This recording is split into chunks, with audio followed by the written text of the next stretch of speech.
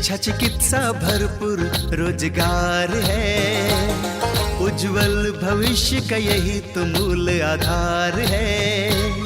विकास हो रहा है, उत्थान हो रहा है, प्रगति का द्वार खुला है, दशा दिशा भी बदल रहा है। विकास की नई गाथा लिख रहा है झारखंड, हमारा झारखंड, उभरता झारखंड, हमारा झारखंड, उभरता झारखंड।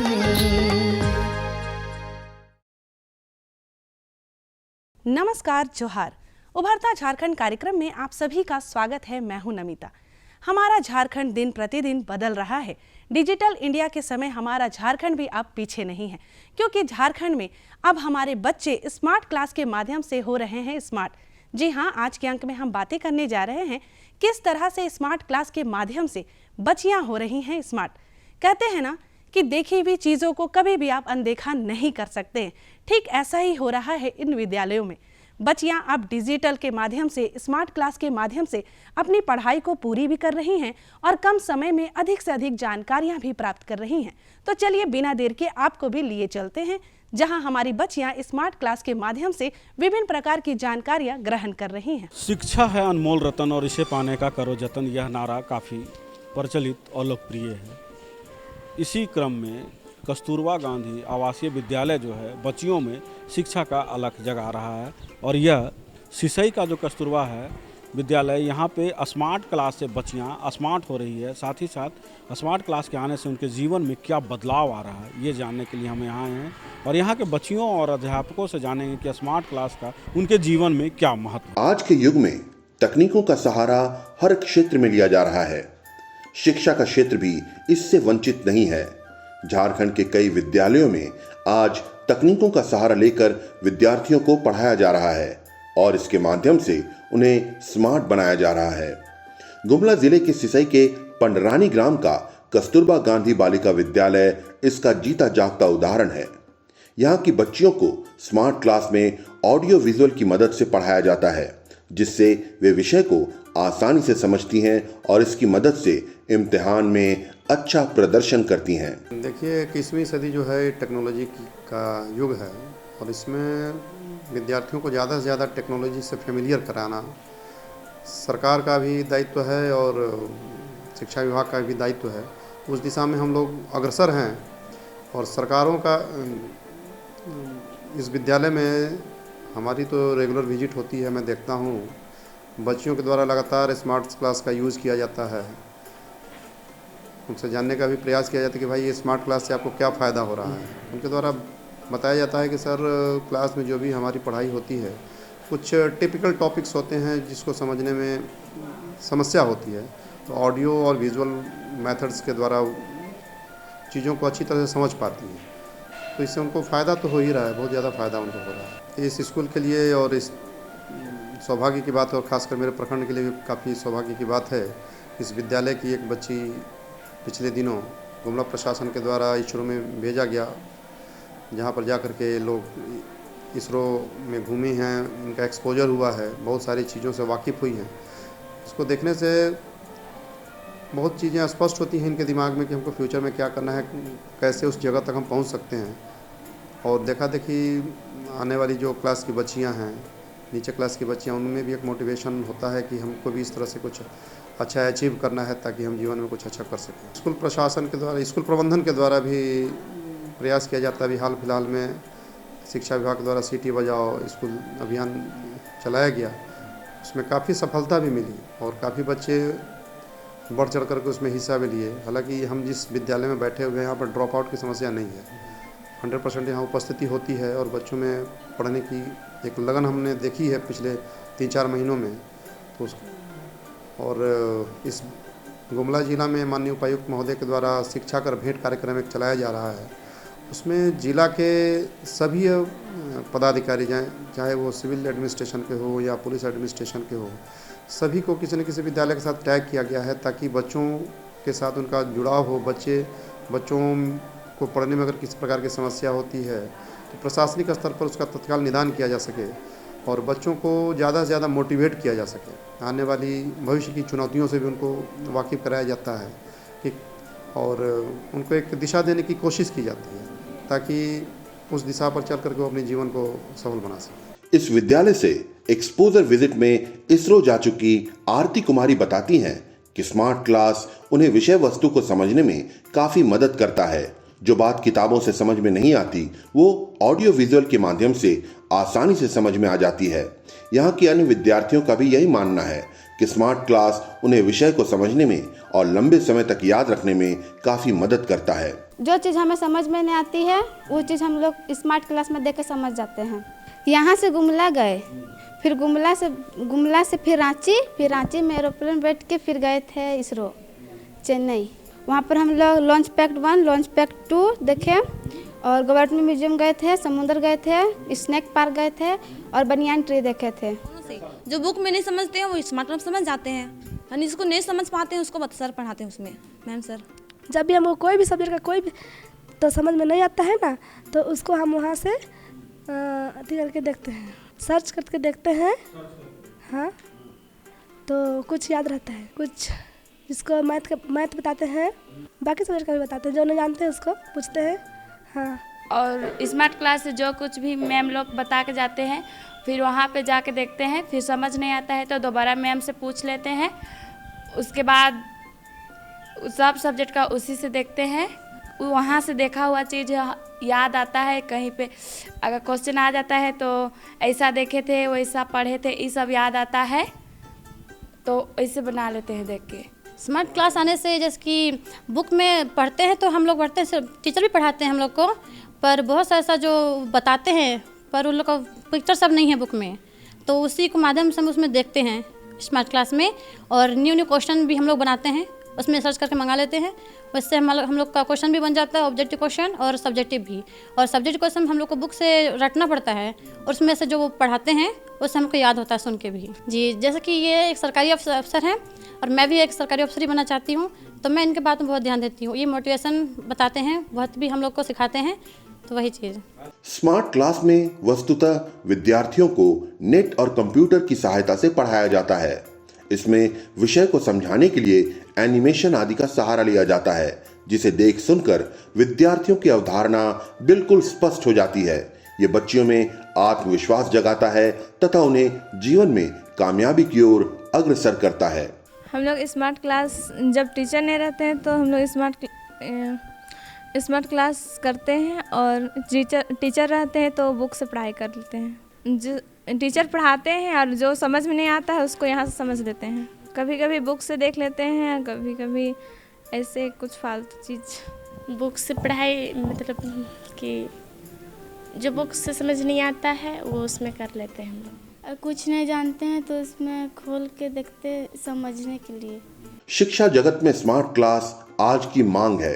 ये विद्यार्थियों के विषय को सरल बना देता है, जिसकी वजह से वो उन्हें लंबे समय तक याद रह जाते हैं। आज झारखंड के सरकारी विद्यालयों में ऐसे क्लास की शुरुआत हो चुकी है जो विद्यार्थियों के विषय की अवधारणा को स्पष्ट कर उन्हें स्मार्ट बना रहा है। देखा ना आप सभी ने, हमारा झारखंड ऐसे ही दिन प्रतिदिन विकास करता रहेगा और हम गर्व के साथ आपको बताते जाएंगे। बातों का सिलसिला यूं ही जारी रखते हुए अब हम आपको बताएंगे किस तरह से हेल्थ एवं वेलनेस सेंटर लोगों को स्वच्छता के प्रति कर रहा है जागरूक, और वो भी सीसई में। सीसई के इस हेल्थ एवं वेलनेस सेंटर लोगों को साफ सफाई के बारे में बता रहा है। अपने जीवन में लंबी आयु कैसे आप प्राप्त करें, बीमारियों से कैसे बचें, इन सभी के बारे में यह सेंटर लोगों को मदद कर रहा है और जागरूक कर रहा है। तो बिना देर के आप भी देख लीजिए। प्रधानमंत्री नरेंद्र मोदी की जो सोच है कि सभी गांव में हेल्थ वेलनेस सेंटर खोला जाए, और यह सेंटर जब से सुचारू रूप से शुरू हुआ है लोगों में जागरूकता आई है और बीमारियां कम हुई है। इसके लिए जो यहाँ के प्रभारी होते हैं, जो यहाँ के कर्मी होते हैं, रात दिन एक किए हुए रहते हैं। साथ ही साथ मरीज जब इनके पास आते हैं तो पूरा घर वाला माहौल मिलता है, और उनकी देखभाल जब समय समय पे होती है तो मरीज भी निरोग रहते हैं, और इनकी जो संख्या है धीरे धीरे जो रोगी आते थे उसमें धीरे धीरे गिरावट आ रही है। क्योंकि स्वच्छ खान पान, स्वस्थ रहेगा तो लोग डॉक्टरों के पास कम जाते हैं। इसके लिए हेल्थ वेलनेस सेंटर जो खोला गया है वो काफ़ी कारगर साबित हो रहा है। हम जहाँ पे आए हुए हैं सिसई का हेल्थ सेंटर है जो झारखंड में नंबर 1 हुआ है। ये नंबर 1 होने के पीछे क्या राज है और वहीं यहाँ के जो प्रभारी हैं अलका जी वो कितना मेहनत करती हैं यही जानने आए हैं और इस पे जानेंगे और खुद ये बताएंगे कि डेली कितने मरीज आते हैं, पहले की संख्या क्या थी और अब कितना बदलाव आया है। झारखंड के ग्रामीणों के लिए चिकित्सीय सुविधा हासिल करना हमेशा से एक कठिन कार्य रहा है। इन्हें छोटी सी छोटी बीमारी के इलाज के लिए भी शहरों की ओर रुख करना पड़ता है। इसकी मुख्य वजह यह है कि यहाँ के गांवों में आज भी अस्पतालों का अभाव है। ऐसी स्थिति में यहाँ के गांवों में खुल रहे हेल्थ एंड वेलनेस सेंटर यहाँ के ग्रामीणों के लिए वरदान साबित हो रहे हैं। इसका उदाहरण हम देख सकते हैं गुमला जिले के सिसई में, जहाँ का हेल्थ एंड वेलनेस सेंटर अपनी चिकित्सीय सुविधा की वजह से झारखंड का नंबर 1 सेंटर बन गया है। यहाँ मरीजों के प्राथमिक उपचार की हर सुविधा मौजूद है। यहाँ के डॉक्टर तथा स्वास्थ्य कर्मी मरीजों के इलाज के लिए सदैव तत्पर रहते हैं। यहाँ मरीजों के लिए जांच की सुविधा, इलाज की सुविधा तथा दवाओं की सुविधा भी उपलब्ध है।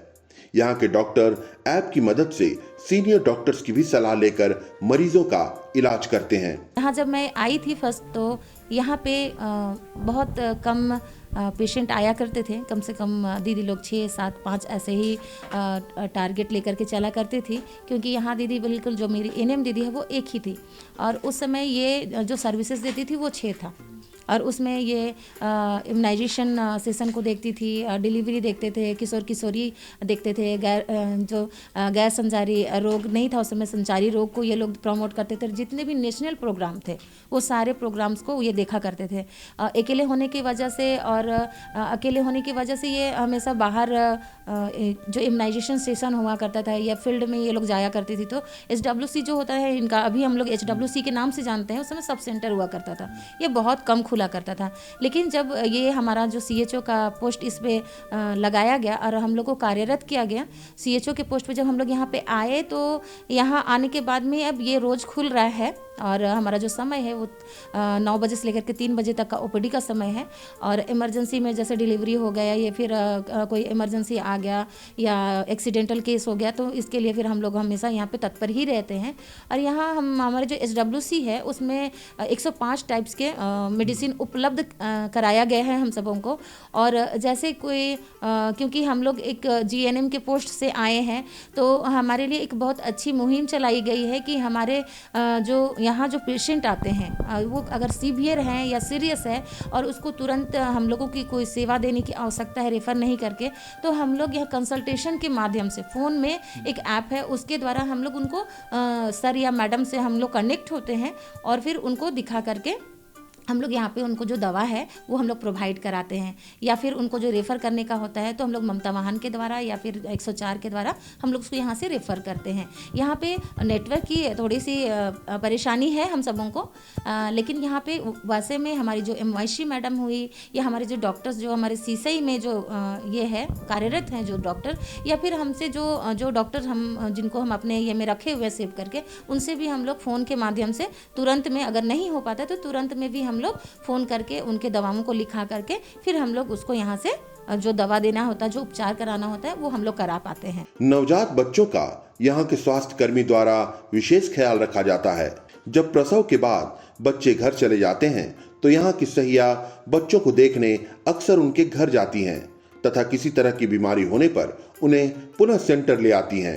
यहाँ के मरीजों के इलाज के लिए दवाओं का सहारा तो लिया ही जाता है, साथ ही साथ योगा, आयुर्वेद आदि की भी मदद ली जाती है। अगर हम लोग इंस्टीट्यूशनल डिलीवरी करवाते हैं तो 6 हो जाता है, तो जब वो लोग जाते हैं तो उनको हमेशा वो बताया जाता है, काउंसलिंग किया जाता है, वो देखा जाता है कि उसको कोई परेशानी तो नहीं है। बार बार उनको ये बताया जाता है कि अगर बच्चा दूध कम पी रहा है या फिर उसका पैर जो है हाथ वो ठंडा हो रहा है या एक से ज़्यादा फुंसी उसके शरीर पर निकला हुआ है, लेट्रिन हो रहा है, उल्टी हो रहा है, सांस लेने में परेशानी आ रहा है, नेज़ल जो है हमारा नाक जो है, नूतन जो है वो फूल रहा है ना, या सांस लेने में वो बहुत जल्दी जल्दी सांस ले रहा है, बहुत पसीने में आ रहा है, तो वैसे समय में बच्चे को तुरंत ले करके आना है। या चमकी आ रहा है तो हम लोग तुरंत क्या करेंगे, या चमकी आ रहा है तो फिर हम लोग को झाड़ने की तरफ नहीं लेके जाना है, सीधा वो यहाँ ले करके आए।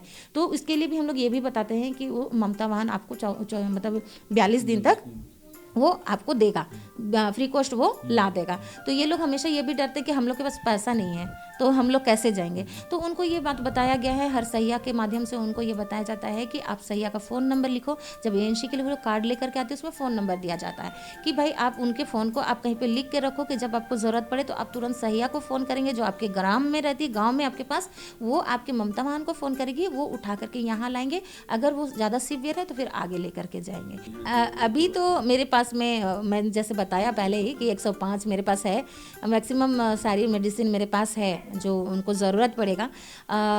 बीपी का है, शुगर का है, एपिलेप्सी का भी है, जनरल जो कम्युनिकेबल डिजीज़ है उनका हम रख ही रहे हैं, और साथ में जितना आपका ये नॉन कम्युनिकेबल डिजीज़ की भी मेरे पास मेडिसिन हो गए, और जितना कॉमन डिजीज़ेज हैं वो भी है मेरे पास में।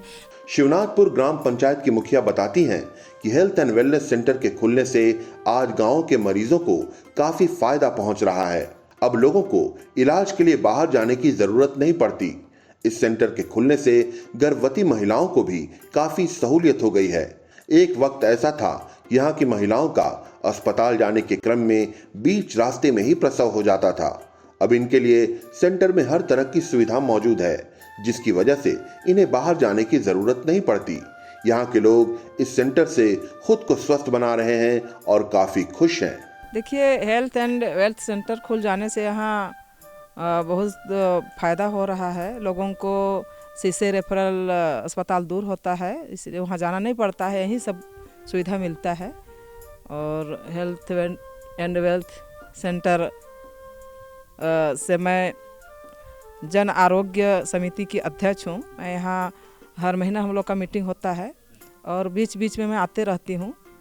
यहाँ लोग आते हैं, पेशेंट आते हैं, रोज़ाना पेशेंट आते हैं भारी मात्रा में, और सारी दवाइयाँ यहाँ उपलब्ध हो जाती है। यहाँ की जो BHO दीदी हैं, NM हैं, काफ़ी मेहनतशील हैं। हाँ, महिलाएं बोलती है, पहले जैसे कभी कभी ऐसा होता था कि सीसे रेफरल अस्पताल लेते लेते रास्ते में ही डिलीवरी हो जाता था। तो अभी बहुत खुश है महिलाएं, बोलती है यहाँ हम लोग बहुत अच्छा से यहाँ देखभाल होता है और समय पे हम लोग का डिलीवरी हो जाता है।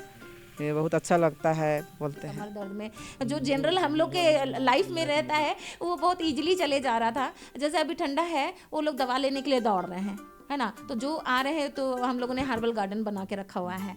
हाँ, तो जब हर्बल गार्डन बना के रखा हुआ है तो उनको बोलते हैं, अरे बाबा तो तुम लोग के पास तो इतना इतना है, तो देखो ना खून कम हो जा रहा है, तो ये वाला पत्ता को भी हम लोग ये करेंगे जो नदी में मिलता है, हम लोग को जनरली पता नहीं है ना। अगर वो लोग डेली घूमने जा रहा है, अगर उसको पहचान लिया तो उसको ले करके वो अपने घर पे लगा सकता है, और फिर अगर उसको खौला के पिएगा तो थोड़ा हेमोग्लोबिन और बढ़ जाएगा, है ना। वहाँ पे तुलसी का पाउडर लगाया हुआ है, सर्दी खांसी में मैक्सिमम यूज कर सकते हैं। सबके घर पे होंगे लेकिन हम लोग ध्यान नहीं देते हैं। एलोवेरा है सबके, मतलब उनको लगता है कि ये बड़े बड़े लोगों के घर का 100 प्लांट है ना। लेकिन जब ये सब उनको पता चला, जैसे अभी बिंग्स आ गए, जो पेट गर्म हो गया तो उसके लिए खा सकते हैं ना, ठंडा करने के लिए, जॉन्डिस में काम आ सकता है। पथल चट्टी का लगाया हुआ है, तो ये तो हम लोग के घर में है लेकिन हम लोग जान नहीं रहे थे। तो भाई ये पथरी का काम में आ जाएगा, बहुत सारी चीज़ों में आ जाता है। तो ऐसे बहुत सारे बातों को हम अब प्रमोट कर पा रहे हैं, अब बता पा रहे हैं, जिससे लोगों को बहुत अच्छा लगता है यहाँ आने के बाद में। और वो ढूंढ ढूंढ के देखते हैं, पपीता लगा हुआ उसको देखते हैं, बोलता है ये ऐसे ले जाए, मतलब हम तो हरा वाला ले जाए, नहीं पक्का वाला लोगे तो ज़्यादा विटामिन मिलेगा। तो ये एक उदाहरण था ये कि लोगों को कैसे हम लोग मतलब जागरूक कर रहे हैं इसके लिए। और मैं क्या बोलूँ, बहुत ज़्यादा हो रहा है। ये तो बहुत ही अच्छी बातें बताई आपने कि आयुर्वेद का भी आपने सहयोग लिया, योगाचार करवाया जो कि शरीर को स्वस्थ रखने के लिए चलता है। लोग जो हैं शहरों में अब व्यायाम को एक तरह से रूटीन में शामिल कर लिया है, लेकिन गांव में लोग इतने काम कर लेते हैं कि उनको योगा और व्यायाम की ज़रूरत नहीं है। लेकिन जो वनस्पति है, जो आयुर्वेदिक चीज़ें होती हैं गांव में, लोगों को इजीली अवेलेबल हो जाते हैं। जानकारी नहीं होने के कारण वो नहीं कर पाते हैं, इसके लिए भी अपने गार्डन बनाया है और यहाँ जो प्रमोट कर रही है ये अच्छी पहल है।